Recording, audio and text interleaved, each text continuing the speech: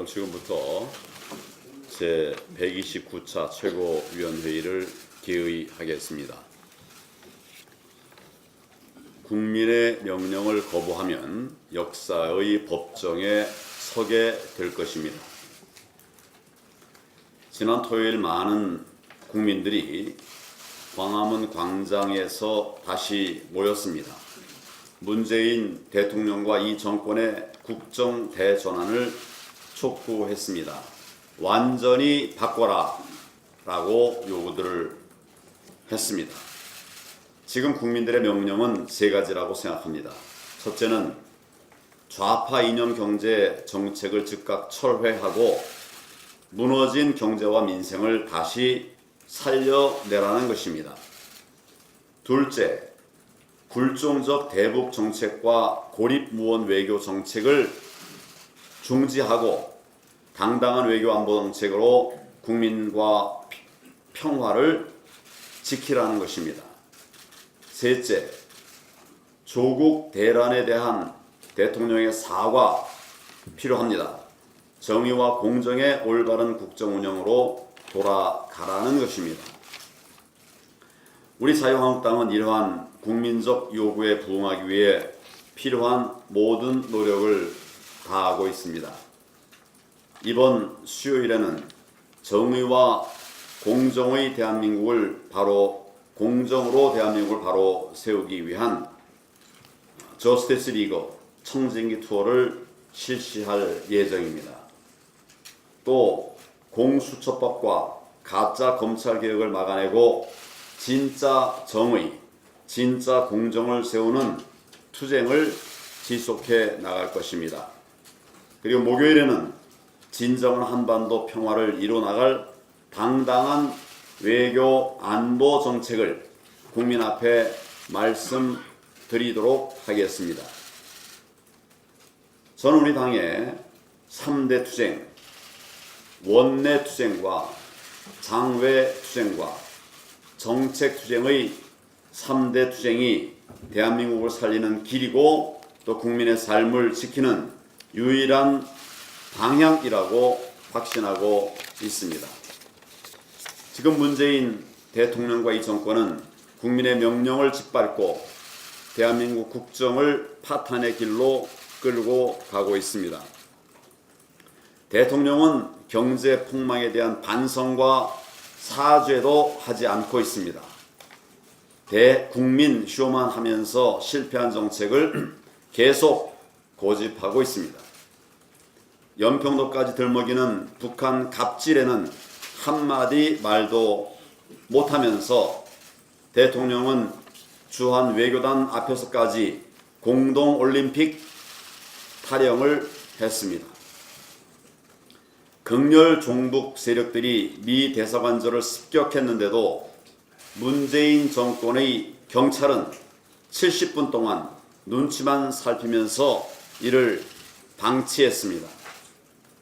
여당은 친문 보위부인 공수처를 검찰 개혁으로 위장하고 독재 연장용 선거법 개정까지 밀어붙이고 있습니다.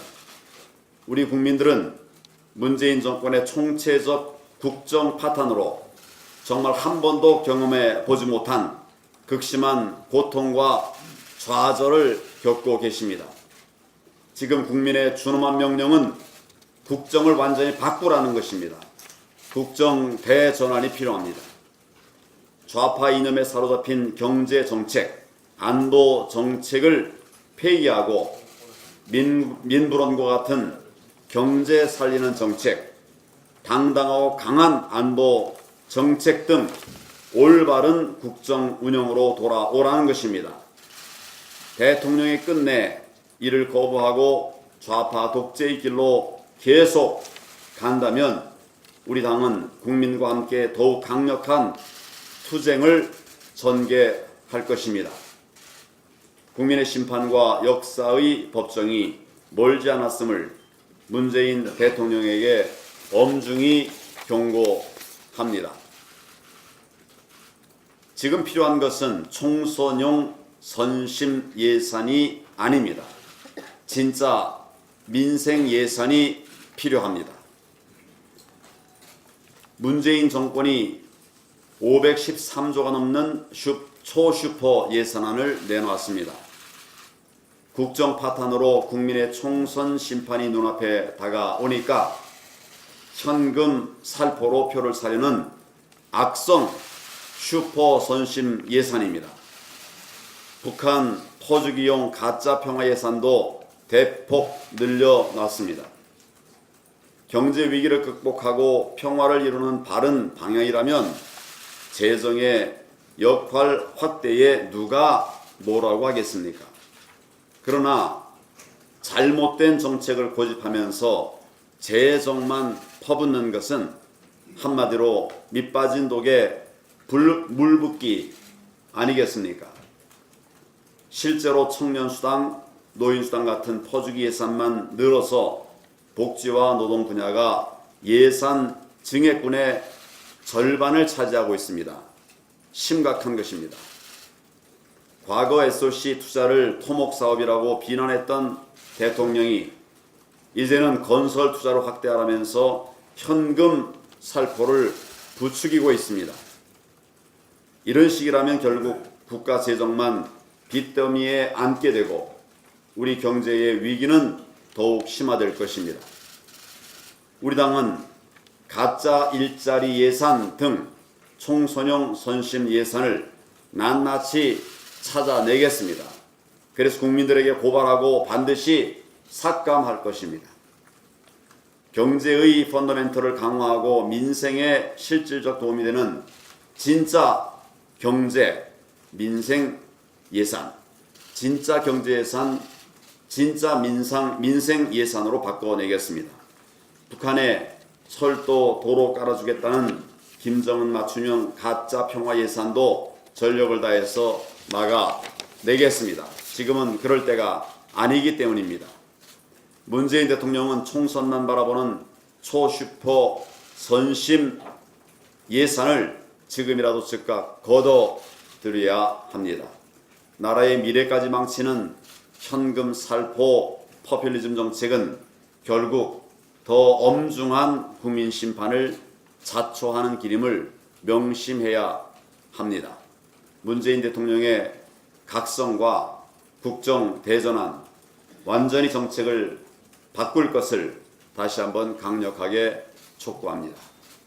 오늘 20대 국회 마지막 국정감사가 사실상 종료됩니다. 문재인 정권의 완벽한 실패를 입증한 정권심판 국감, 결국 조국 사태를 이끌어낸 조국 낙마 국감이었습니다. 이 정권과 여당이 부실하기 짝이 없는 자료 제출과 증인 틀어막기로 온갖 회방을 놓는 가운데에도 2년 반 문재인 정권의 실정은 전혀 덮이지 않았습니다. 남은 정기국회 역시 법안 심사와 예산 심의를 통해 문재인 정권의 무능과 위선 심판은 계속될 것입니다. 어제 여당이 드디어 분색을 드러냈습니다. 드디어 제2의 패스트트랙 폭거 날치기 강행의 컴컴한 속내를 드러냈습니다. 공수처법을 우선 처리하겠다고 했습니다. 그것도 강력하게 진행하겠다고 했습니다. 강력 처리를 언급한 것입니다. 본회의장에서 한마디로 날치기 하겠다는 것이었습니다. 그래놓고 우선 협상이란 말로 교묘하게 바꿔치기 하긴 했지만 만천하에 드러난 속내를 주워 담기에는 이미 늦었습니다. 우리는 이제 확인했습니다. 여당이 애당초부터 원하는 것은 검경 수사권 조정도 선거제 개편도 전부 안중에 없었던 것입니다. A부터 Z까지 공수처만을 원했던 것입니다. 이토록 공수처에 집착하는 이유 무엇이겠습니까? 있는 죄 덮어버리고 없는 죄 만들겠다는 것입니다. 있는 죄 덮기 위한 은폐처, 없는 죄 만들기 위한 공포처를 만들겠다는 것입니다. 왜 이것이 필요할까요? 이제 막 본격적으로 시작되는 조국 수사, 공수처 만들면 제일 먼저 가로챌 것입니다. 그리고 제2, 제3의 조국 게이트, 문재인 정권 게이트를 모두 덮으려는 시도로 보입니다. 이미 얼마나 많은 부패와 비리가 그 실체를 드러냈습니까? 친정권 인사의 혈세 빼먹기 게이트가 된 태양광 복마전, 날이 갈수록 의혹만 커지는 문재인 대통령 자녀 의혹, 내부 정보와 권력이 동원된 정권 실세들의 땅 투기, 점차 정권 펀드로 커지는 조국 펀드, 공수처 없이는 이 정권의 최후가 너무나도 끔찍하기 때문이 아닌가 이렇게 생각됩니다. 또 조국 사태에 아직 도끼가 올라있는 이 정권은 공수처 만들어서 조국 부활도 완성시키겠다라는 것으로 보입니다. 검찰개혁은 국민을 속이기 위한 포장지에 불과했습니다. 선거법으로 다른 야당까지 속이면서 결국 장기 집권용 한국판, 중국의 공안 위에 지금 중국 국가감찰위원회가 있습니다. 한국판 중국 감찰위원회를 만들겠다는 것입니다. 공수처, 우리 자유민주주의에 매우 치명적인 독이 될 것입니다. 검찰 개혁은 물론 물 건너가고 검찰 장악만 현실화될 것입니다. 자유한국당은 공수처 밀어붙이기에 흔들리지 않고 오직 진짜 검찰 개혁에 매진하겠습니다. 진짜 검찰 개혁, 결국 검찰의 독립성과 중립성 확보입니다. 저희가 이미 검찰의 독립성과 중립성 확보를 하는 법안을 검경수사권 조정 및 검찰 개혁안에 이미 조금 포함시킨 것이 있지만 지금처럼 정권이 검찰 장악의 그 시도를 도를 넘게 드러내고 있기 때문에 검찰 중립 확보, 독립성 확보를 위한 법안을 좀 추가적으로 제출하겠다는 말씀을 드리겠습니다. 한마디로 인사 예산 감찰의 자율성과 독립성을 확보하는 검찰 독립법을 만들겠습니다. 검경 수사권 조정으로 무소불위 검찰 권한을 견제하고 동시에 또 경찰의 비대화, 공룡화를 막는 경찰 개혁도 아울러 추진하도록 하겠습니다. 검찰 독립, 검경 수사권 조정, 검찰과 경찰의 권력 견제 등 정말 올바른 사법개혁을 꾸준히 추진해 나가겠습니다.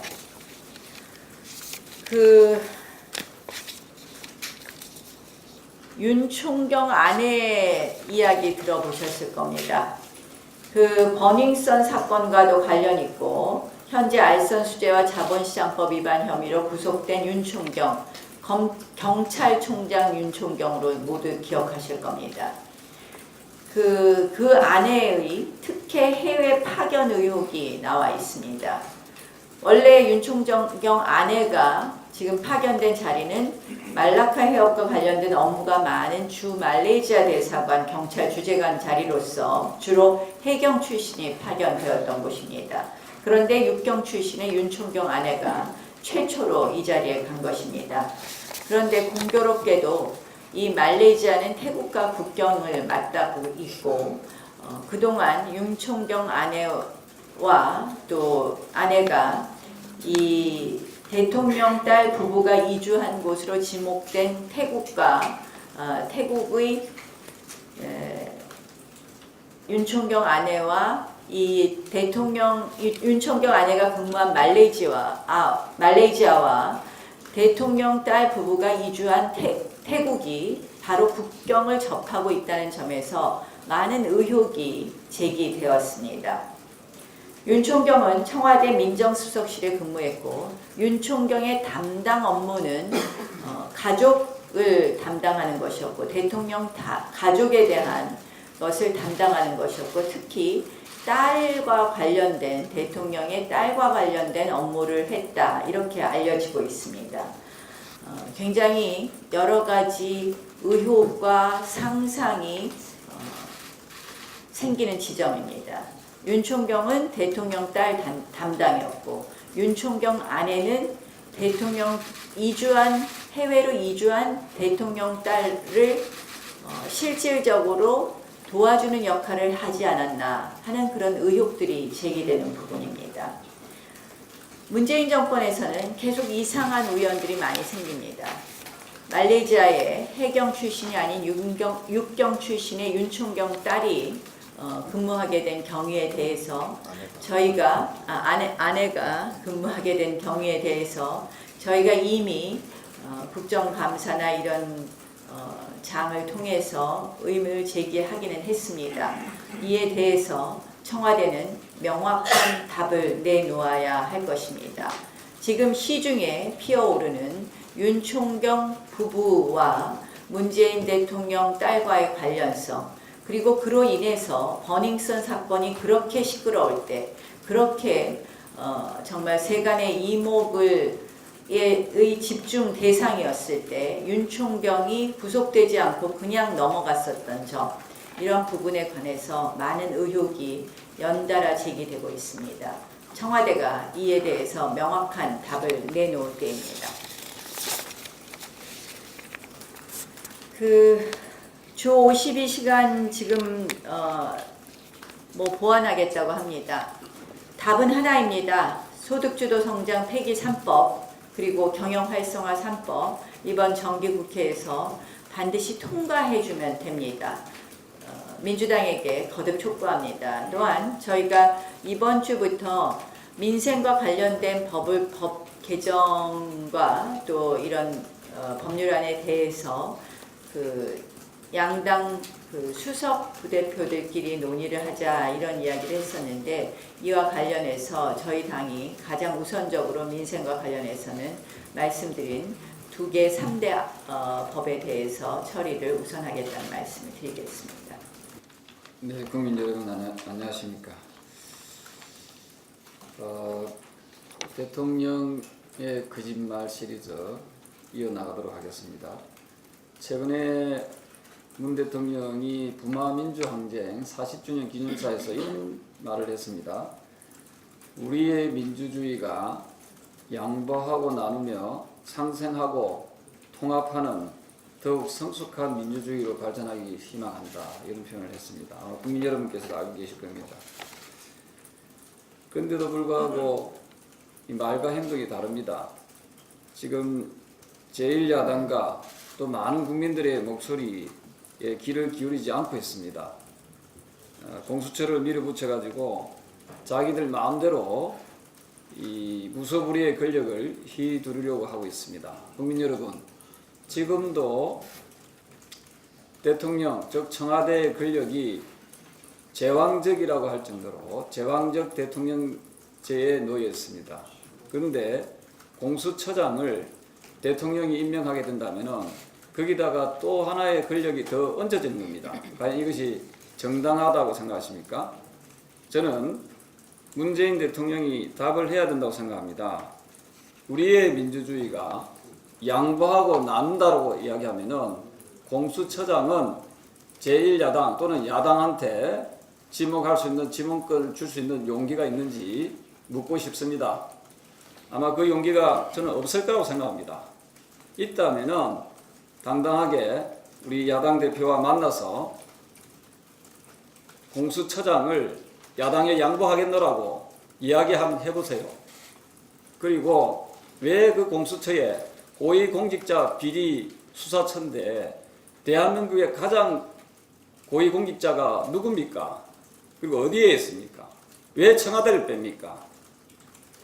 그리고 사법개혁을 이야기하고 검찰개혁을 이야기하는 그 무리들에게 묻겠습니다. 왜 태극 문양을 듭니까? 뒤에다가 좀 찝찝했는지 사괴를 그려 넣었다고 합니다. 그것은 명백히 우리 대한민국 국기 모독행위입니다. 따라서 다음부터 들려면 제대로 된 태극기를 들기 바란다는 말씀을 드리겠습니다. 그리고 검찰개혁 이야기하는데 이 가진 자들을 위한, 기득권을 위한 그런 검찰개혁이 되어서는 안 될 것입니다. 조국의 아내 정경심 씨는 변호인을 무려 18명을 쓴다고 합니다. 과연 우리 서민들한테 있을 수 있는 법입니까, 이게? 저는 이 가진 자, 기득권자들, 권력을 가진 자를 위한 그런 검찰개혁은 이루어져서는 안 된다고 생각합니다. 저는 가진 자, 기득권자들은 반드시 포토라인을 세우고 또 국민의 알 거리를 충족시키는 그것이 저는 검찰개혁이라고 생각합니다. 지금까지 이 정부가 내놓은 이 검찰개혁의 안중에 국민을 위한 정책이 있습니까? 저는 없다고 생각합니다. 기껏해야 정경심 씨 같이 돈 있고 빽 있는 사람들 포트라인을 세우지 않는 거, 비공개 소환하는 게 이게 검찰개혁입니까? 검찰개혁을 외치는 여러분들께 묻겠습니다. 그것이 검찰개혁입니까? 저는 제대로 된 검찰개혁을 위해서는, 사법개혁을 위해서는 유전무죄, 무전유죄의 이 잘못된 행태부터 뜯어 고쳐야 된다고 생각합니다.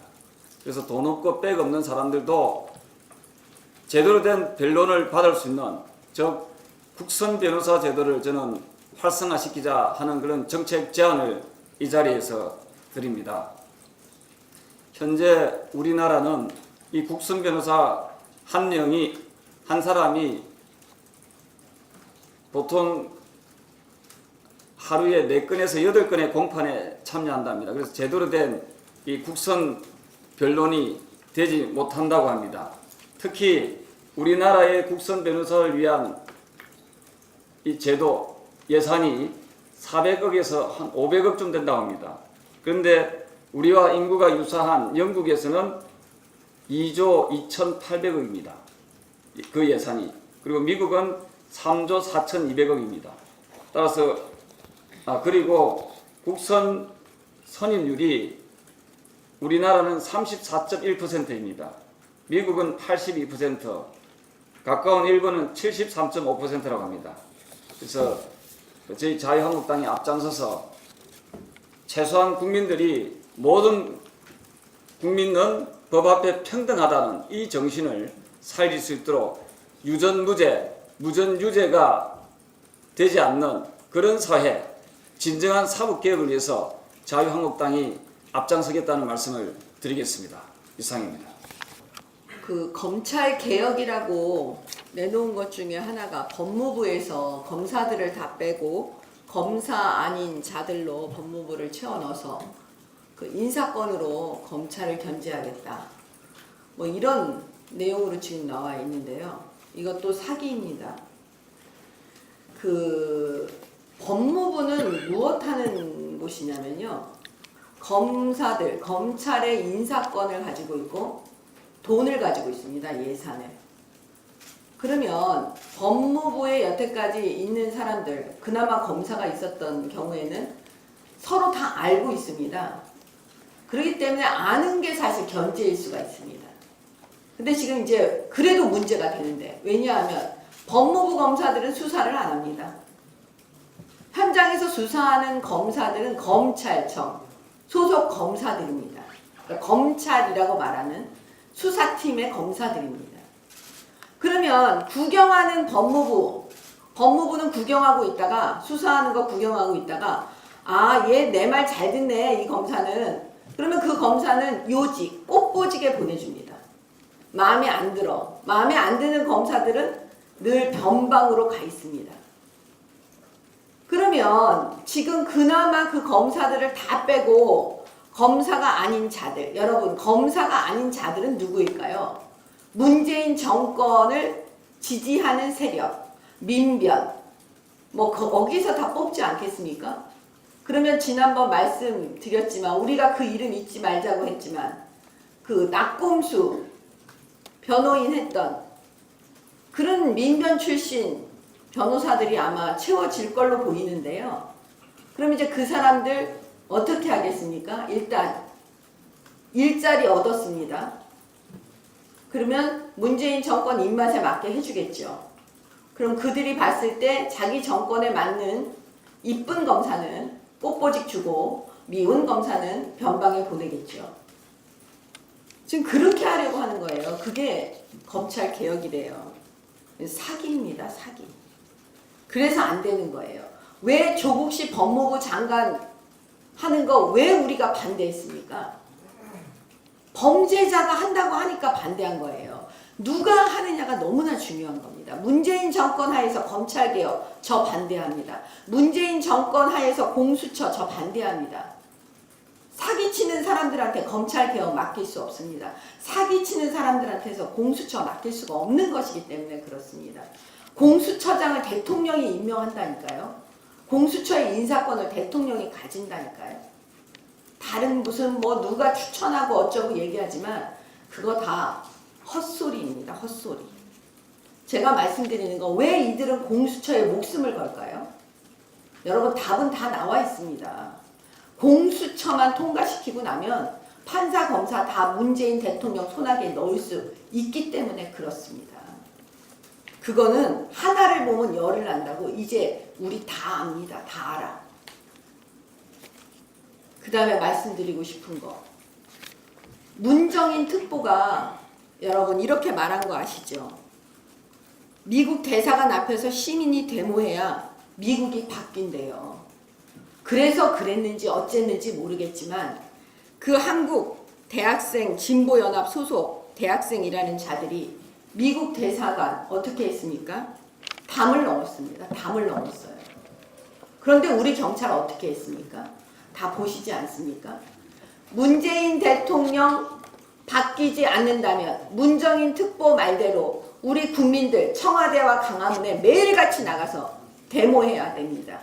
그래야 바뀐다니까요. 지금 문정인 특보가 답을 다 얘기해주고 있습니다. 국민 여러분께서는 이제 더 이상 속지 않을 것입니다. 대통령이 계속 고집 피우고 민주당이 계속 고집 피우면 우리 모두 청와대 앞으로 갈 거고 광화문에 나가서 매일같이 데모할 것입니다. 한일 갈등을 고조시켜 내년 총선에 써먹겠다는 민주당 내부 보고서에서 알 수 있듯이 문재인 대통령은 한일 양국 간 갈등을 해소하기 위해 노력하기는커녕 국내 정치의 활용에만 급급하고 있습니다. 이런 와중에도 문재인 정부는 한일 외교 문제를 지소미아 파기 등 안보 문제로까지 확산시켜 한미일 안보 공조 체계를 흔들고 말았습니다. 역시 문재인 대통령에게는 국가의 안보보다는 내년 총선이 더 중요한 모양입니다. 이제 국민들은 문재인 대통령이 나서서 한일 양국 관계를 풀어나갈 것이라는 것에는 기대조차 하지 않고 있습니다. 대통령의 지지율이 폭락하는 것이 이것에 대한 반증이기도 합니다. 국민들 사이에서는 대통령의 의식이 이러하다면 이낙연 국무총리라도 나서서 이 문제를 해결해야 한다는 목소리가 높습니다. 이낙연 총리는 동아일보 기자 시절 도쿄 특파원으로 활동한 바가 있고 국회의원 재직 시절에도 한일 의원연맹에서 오랜 기간 동안 활동하는 등 대표적인 지일파 정치인입니다. 이런 배경 탓으로 대통령보다는 총리에게 기대를 걸어야만 하는 이러한 아이러니한 상황이 발생되고 만 것입니다. 참으로 헛웃음이 나올 수밖에 없는 상황이지만 대통령이면 어떻고 국무총리면 어떻습니까? 누구라도 부군을 바로 세우기 위해 한일 갈등의 최악의 시나리오를 막아내야 되는 시점입니다. 이번에 나루히토 일왕 즉위식 참석을 통하여 이낙연 국무총리는 한일 관계의 복원의 단초를 만들어내야만 합니다. 핵으로 무장한 북한의 위협이나 중국의 패권주의에 대응하기 위해서라도 한미일 공조는 반드시 복원을 해내야만 합니다. 마지막으로 공수처법을 반드시 막아내야 할 국민들께서 주시는 말씀을 좀 이 자리에서 이야기해 드리겠습니다. 공수처법은 첫째, 조국 구하기 법이다. 둘째, 문재인 정권 보존법이다. 셋째, 정적 탄압법이다. 라고 제가 시민들에게서 이 말씀을 들었습니다. 공수처법이라는 악법을 만들어 대통령 손안에 독재의 기틀을 만들고 이것을 손안에 틀어쥐려 한다는 것입니다. 지난번 조국의 사태를 이끌어낸 우리 국민들의 염원과 힘과 그 모든 열기를 합치고 자유한국당은 공수처법을 막아내는데 혼신의 힘을 기울이겠습니다. 지난 한 주 우리 국민들의 가장 큰 이목을 끈 정치 뉴스 중에 하나는 아마 대통령이 법무부 차관하고 검찰국장을 청와대로 불러서 대면 보고받는 모습이었을 겁니다. 대통령은 공개 발언을 통해서 검찰 개혁을 위해서라면은 언제든지 시간을 내서 직접 보고받겠다고 하셨습니다. 국민들은 경제가 문제다. 국민들은 경제가 문제다라고 지적하고 또 대통령 지지도를 대선 득표율 아래로 낮추어 보기 시작했는데 거꾸로 대통령만 검찰이 더 문제다라고 하고 계신 겁니다. 그 자리에 법무차관 대신에 기획재정부 차관이 검찰국장 말고 경제정책국장이 앉아 있는 가운데 대통령이 일자리를 늘리고 투자 걸림돌을 없앤 방안을 있다면 전부 찾아서 보고해라. 이렇게 했다고 하셨다면 아마 경제심리 지수가 단번에 기준치를 넘어섰을 겁니다. 물론 지난주 목요일 대통령은 경제장관도 불러 모았습니다. 삼성전자도 찾아가시고 현대자동차도 방문하시는 그런 행보의 연장선으로 보이지만은 잘하신 일입니다. 연초에 경제부처 업무 보고를 받지 않으시고 한국당 최고회의에서 지적한 다음 날 국무총리가 대신해서 경제부처 서류를 다 들고 청와대로 가서 1시간 정도 보고했던 것과 비교해도 참 잘하신 일입니다. 다만 그 경제장관 회의 자리에서 하신 말씀을 들여다보면은 여전히 멀었구나. 바쁜 장관들 모아놓고 회의 시작 전에 저런 말씀들로 분위기를 잡아버리면은 회의 내내 누가 시장과 현장의 목소리를 전달하여 직언 드릴 수 있겠나 싶은 생각을 지울 수가 없었습니다. 대통령은 현재의 어려움을 세계 무역의 갈등의 심화, 세계 경기의 위축, 즉 세계 탓, 외부 요인 때문으로 진단을 하고 있습니다. 국민들과 대다수 전문가들은 소득주도 성장, 소주성 경제 실험이 더 큰 문제라고 생각하시는데도 2년 반 동안 우리나라에서는 아무 일도 없었다는 듯이 세계 경제가 문제다라고 하고 있는 겁니다. 정책 일관성을 지킨 결과 역대 최고의 고용률을 기록했다고 말씀하시면서 현재의 정책 기조를 그대로 가져가겠다는 의중을 밝혔습니다.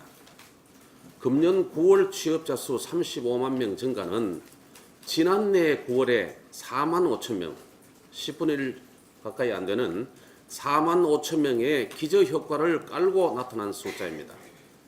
2년간의 평균으로 보면은 17만 개 늘어서 이전 정부의 절반도 안 되는 수준입니다. 고용률이 23년 만에 최고다? 착시입니다. 60대 어르신들의 하루 2~3시간 초단기 소일거리 38만 개가 끌어올린 전형적인 고용 착시 현상입니다. 30~40대 일자리가 24개월 연속 마이너스를 기록하고 있습니다. 18개월 연속 제조업 일자리가 줄어들고 있습니다. 연년새새 줄어들다가 웬일인지 이 정부 임기 시작과 동시에 늘어나기 시작한 농업 일자리 증가분 6만 개, 지난해보다가 더 늘려놓은 어르신 일자리 10만 개를 빼면은 35만 명이 아니라 그 절반인 18만 5천 명 수준입니다. 9시에 출근해서 6시에 퇴근하는 한 달에 200~300만 원 받으며 일주일에 36시간 이상 일하는 풀타임 일자리는 45만 개 줄어들었습니다. 이 풀타임 일자리를 취업자 수 1명으로 보고 근무 시간별로 취업자 수 증가분을 환산해 보면은 35만 개 증가가 아니라 마이너스 9만 개입니다. 그래서 전문가들은 이 정부 고용 통계를 고용분식 통계 왜곡이라고 비판하고 있는 겁니다. 경제장관들 앞에서 투자를 10번씩이나 언급하셨다고 보도되고 있습니다. 투자 왜 안 하고 있는지, 기업들이 투자에 어떤 어려움을 호소하고 있는지는 민부론 38페이지에 30가지 항목을 요약해 놓았습니다. 그것만 해결하면은 투자 두 글자 따로 입에 안 올리셔도 될 정도로 투자 대박이 올 수 있다 감히 자신을 합니다. 임기 절반에 잘못된 경제정책에 대한 과를 인정하시고 깨끗이 인정하시고 경제 대전환을 선언하시는 길만이 우리 경제의 대반전을 이뤄낼 유일한 길입니다. 금부치를 모아내며 IMF 환란을 극복한 한마음 한뜻으로 글로벌 금융위기를 가장 빠르게 일어서게 했던 우리 국민과 기업들이 대통령의 그 말을 학수고대 기다리고 있다는 점 명심해 주시기 바랍니다. 2019년 불공정한 기득권에 상심한 다수의 청년들이 공정한 사다리를 외칠 때 가짜 진보, 한국대학생 진보연합 소속 대학생들은 월담의 사다리에 올랐습니다. 공정의 사다리와 월담의 사다리. 저는 이게 국민과 철저히 유리된 시대착오적인 좌파 운동권 퀴즈들의 현 주소라고 봅니다. 대지연이 월담으로 외교 공간에 침입하는 모습도 충격적이지만 이들이 외친 구호를 보십시오. 미국이 힘으로 한국의 재정 주권을 짓밟고 혈세를 강탈한다. 내정 간섭하는 해리스 미 대사 떠나라. 주권 강탈, 내정 간섭 등 80년대 386 운동권들이 외치던 반미 구호에서 한치도 다르지 않습니다. 과히 2019년에 재등장한 화석화된 운동권입니다. 대진연은 수단과 방법을 가리지 않은 협작 조직이었던 것 아마 기억하실 겁니다. 정의당 의원실에 죽은 새를 보내며 진보당을 협박하는 보수 세력인 척 자작극을 펼쳐서 안팎으로 비난도 받은 적이 있던 집단입니다. 이들의 시대착오적인 행동은 당연히 엄정한 법의 처벌을 받아야겠지만 철진한 반미 운동이 대학 사회에 소수라지만 둥지를 틀고 학내 여론을 선동할까 우려도 되는 것입니다. 기득권 좌파 386 운동권이 정치권을 비롯한 온갖 요직을 독식하고 있습니다.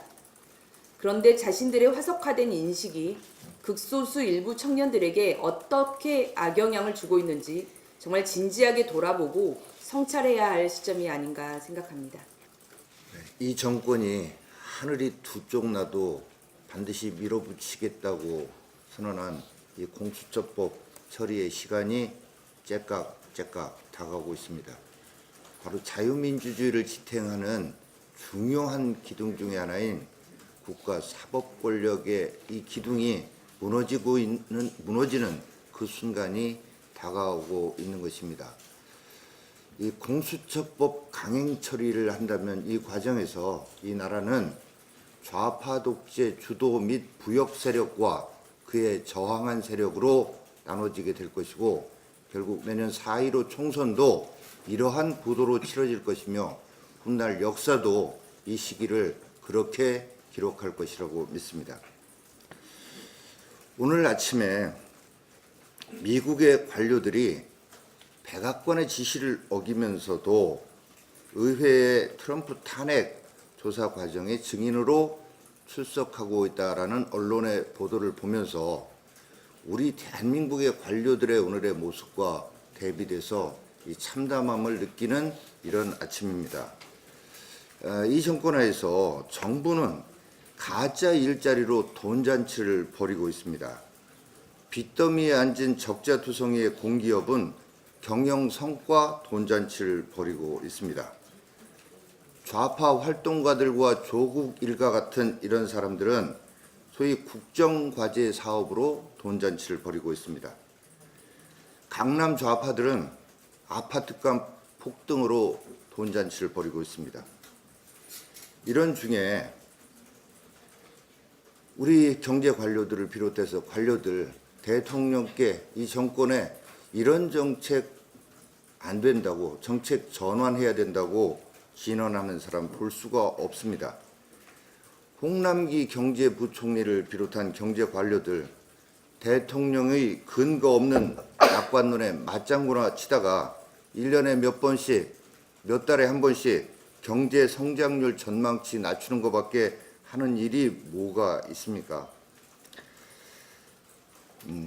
이 예산 심사가 시작됩니다마는 이 정권의 돈잔치 반드시 막아내야 하고 막아내도록 최선을 다하겠습니다. 먼저 이 가짜 평화 예산 다 삭감해내고 안전, 안심, 안보 예산 지켜내고 만들어내겠습니다.